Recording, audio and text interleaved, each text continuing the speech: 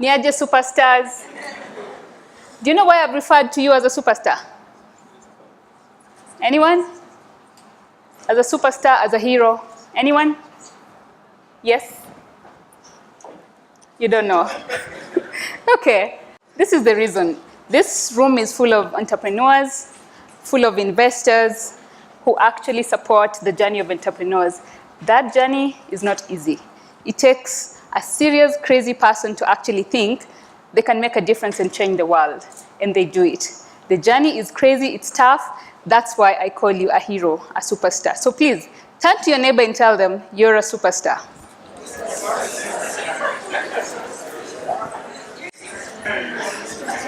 Now, I would like to journey with you for a few minutes or seconds. So just follow instructions. Please close your eyes. Like for real, close your eyes. So a story is told of a young girl as your eyes are closed. So a story is told of a young girl who grew up in a certain village where she really enjoyed life. She had fun. They used to go to the river to fetch water, to shower, to fetch firewood later in the evening, and enjoy time with family, had so much love and affirmation. However, there was a lot of poverty around her, a lot of poverty in their own household, a lot of poverty around where they stayed. So a lot of times she'd go to school to study, but then your eyes closed, she'd be sent home because there's no money for school fees. So she stayed home a lot of times, supporting family and parents and all that, trying to see what other ways to be able to maybe even afford food, afford a meal for the family, and things like that. And somehow she finished primary school and went to high school. And in high school, something happened. She met love. She encountered kindness, so much kindness. She encountered peace. She encountered harmony through a teacher. That teacher, from the girl's perspective, was called Mrs. Kui, who really supported her, took her in as her own together with her husband. They supported this girl through school, paid her fees, the shopping and everything else, and said, you know what? When your parents get money in future, they will pay us. Now, I'd like for you to open your eyes. Thank you. Some were actually opening their eyes before, but thank you for opening your eyes now. So that girl is me. Like you're told, my name is Caren Wakoli. I'm the founder and executive director of Emerging Leaders Foundation. So that story is just a part of my journey. So Mrs. Kui and her husband took me in, supported me, and now looking back, I realized that the first encounter I had with mentorship was through Mrs. Kui. She didn't just pay my fees. She used to talk to me, she used to guide me, and I had so many questions. I think in life, I have so many questions. Even before I trained to become a journalist, I always had so many questions. So I observed a few things. One of those things was, where we were staying, there were so many families, just like my family, struggling, barely making it. We also had other families that were thriving and maybe had much more than they needed. And in high school, parents would come for visiting day. Some parents would come, like my parents, with so much love and fruits, avocado, and things like that. And others would come with a lot of shopping, much more than their kids needed, so would do a bit of trading here and there to get what you don't have. And I asked the question, how come some families are barely surviving, barely scratching the surface? If you're here and you've ever been stung by the bite of poverty, you know what I mean. Or you have watched it in a movie, or even heard a story, you know how stinging, how painful poverty really is. So how come some families are poor? And statistics actually indicate that many people right now are getting deeper and deeper into poverty, while only a few are thriving. And for me, the answer I discovered was leadership. that leadership is everything. Like John Maxwell puts it, everything rises and falls on leadership. And for me, leadership is a matter of life and death. Our previous speaker just talked about maternal health care. Right now, in various parts of the country, there's hunger, there's poverty, some kids can't go to school, and things like that. That is actually unacceptable, because I do believe it's possible for us to live in a society where there's dignity, where people can pursue happiness and be able to make choices without fear or intimidation. So at that point, I then started learning more about leadership, talking to older people to just inquire, how do you become a better leader? How do you sharpen your skills and all that? So time came when I left my village, like Justin, to come to the big city to study at the University of Nairobi. I knew I really wanted to be in leadership and make a change, but I had some things that were working against me. I had a low self-esteem of myself. I didn't believe I was good enough to compete with kids from big cities or kids from rich homes. But the most challenge was I could not communicate coherently in English. I could do very well in writing and very well in Swahili, but English was a big problem. And so my friends would tell me, Caren, you can't run for student leadership because you clearly can't communicate well, and people will discover your weakness. So for a moment, that did affect me. But then, for you even entrepreneurs, I'm sure you've come to a point where you are at a crossroads and you want to take a decision. The pain of staying where you are is so much more than the pain of taking the step of faith and moving forth. So one time I took that step of faith, ran for student leadership, and that was the beginning of a journey of a 3-year consecutive term of being in student leadership. First as Congress lady, gender secretary, then finally as the vice chair of the Students' Union. I was the first female vice chair to be elected, and ever since that is a position for women, so I'm really happy about that, because then it means we have more young women getting into leadership, senior leadership positions. University of Nairobi taught me so much. I think I entered the university so green, so green. The challenges I went through running for student politics and all that, to become a leader, then becoming a leader and discovering, oh, you actually need to serve, you need to do stuff, really taught me so much. And we did a bit of collaborations here and there with civil society guys, media, government. So by the time I was finishing campus, actually in my final month in campus, I was appointed to join the board of NACADA to represent young people. I had my own fears, my own insecurities, because then I was sitting in a board with people who are way older than me, more exposed, people I just watch on TV. But then something happened. I discovered my voice, that I could authoritatively speak on youth issues and represent young people on the board very well. And I did that. Then got involved in policy formulation, implementation, dissemination issues with government, with the UNDP. And then I got a chance to serve in the board of African Peer Review Mechanism, NEPAD, kind of related, again to represent young people. This particular role gave me a chance to travel across the continent, to interact with young people, with leaders. And something really profound happened to me one day in 2011. I sat in a room full of African heads of states who are in charge of African Peer Review Mechanism, who had then subscribed to that. And some two things stood out for me. There was only one woman, Ellen Johnson Sirleaf.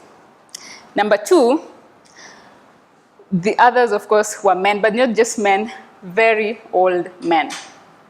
And at this point in time, they didn't have their security, so some would leave to walk to the washroom, and they'd be stumbling, and I'd be like, my goodness, so where are the young people in Africa to take up these leadership roles and make a change? And not just young people, but young people who have a different mindset, a mindset to serve, to make a change in society.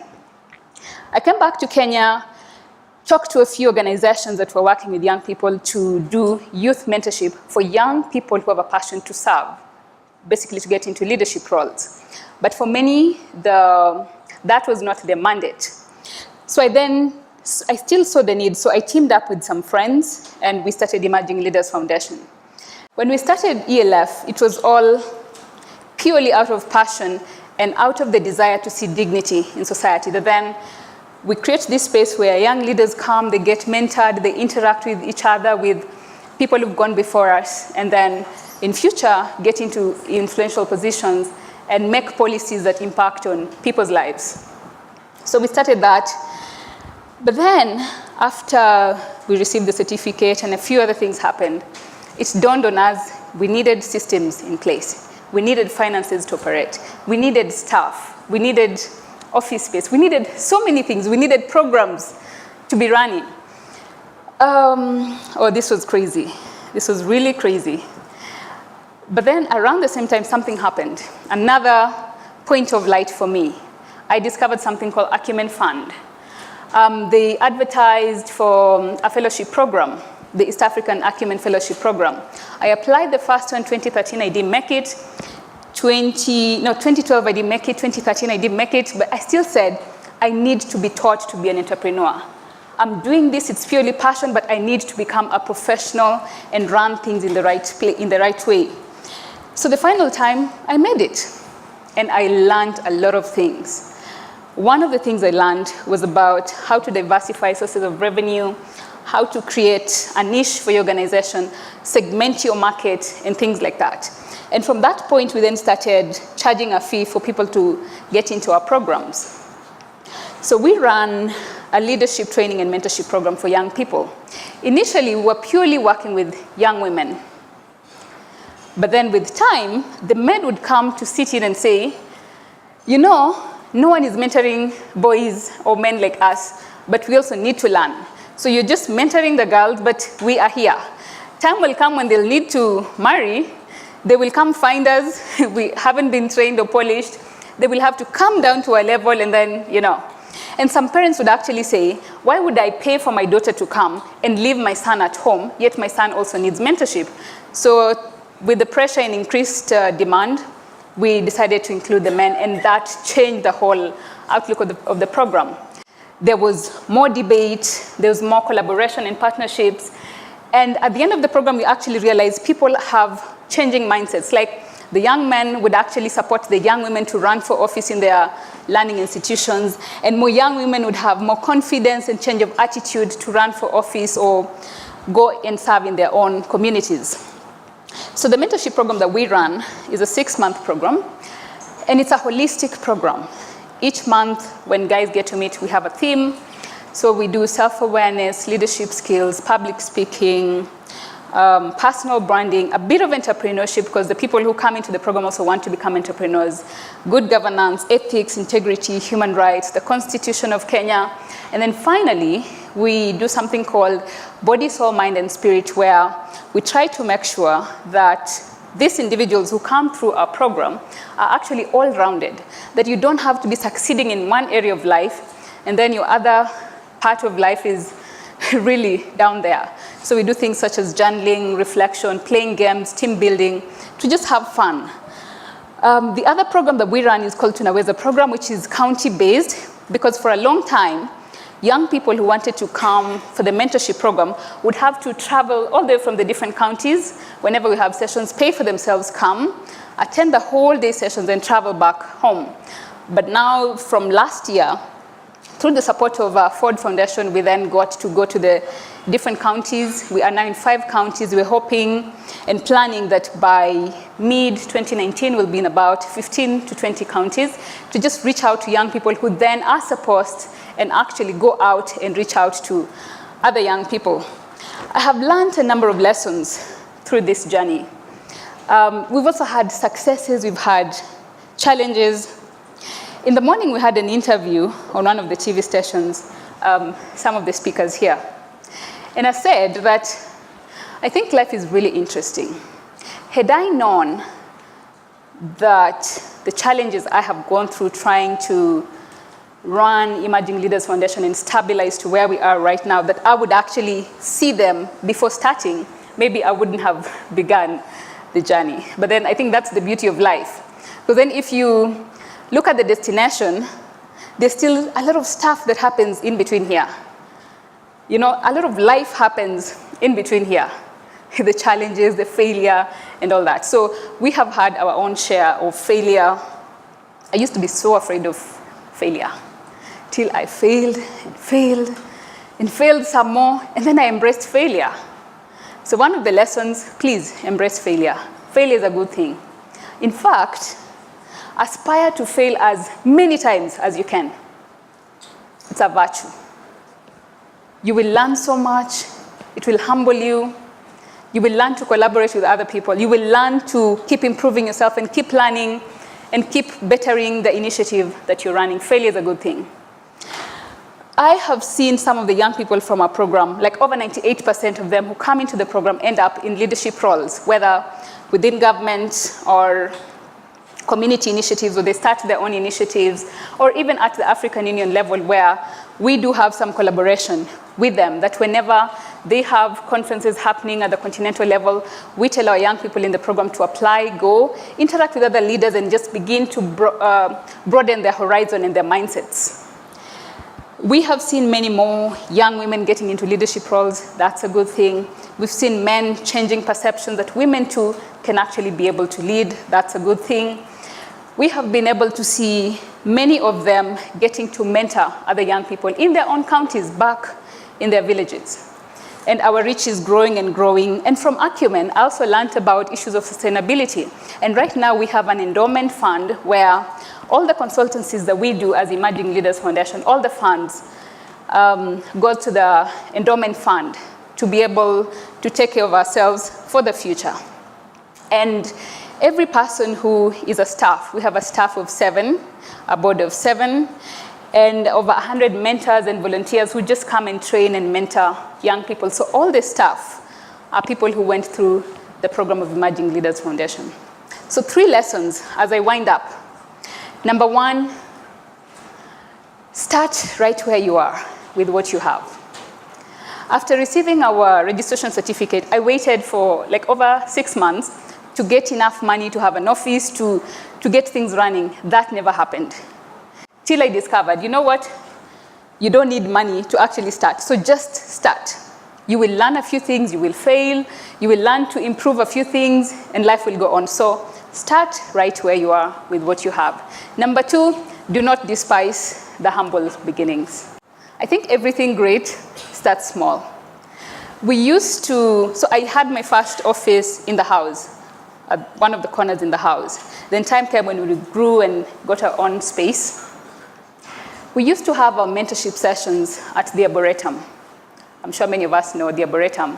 You're not required to pay any money. So we'd just contribute 50 shillings each, go to the supermarket, buy juice, buy water, dilute the juice, buy popcorns, cookies, and cake, and then take a walk to the Arboretum. Then I'd invite my friends who are experts in different things. They'd come, train the young women. By then, we're just with young women. Train the young women, mentor, share their own lives. We play games, we eat what we have, and we go away. Last month was such a miraculous month in so many ways. We were holding our mentorship session for this year's cohort in a hotel. And I said, wow. We started at the Arboretum, and sometimes it would actually rain, and we'd pick our stuff and run to a hostel at University of Nairobi and get into a TV room. Guys would leave, and then we'd have our session there. So do not despise humble beginnings. Every great thing starts small, as long as you just keep the focus.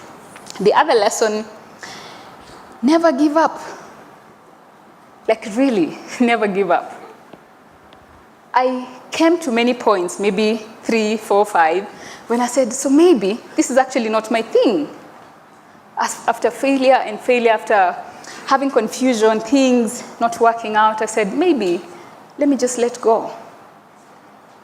And then something would just happen. I'd be like, no, I think let me hold on. Maybe somebody would come to me and say, oh, you know, I went through ELF, my life has changed. I'm a different person. I'm doing this, I've been equipped, I got a job, I got a linkage here. And I'd be like, oh, so this thing is actually working. So I'd then stick on. What I learned through this process or journey of being about to give up, I learned that for as long as you have breath, as long as you can breathe, you have life. Imagine things can change. Nothing is permanent. As long as you actually have the breath, you can make it. You can do anything.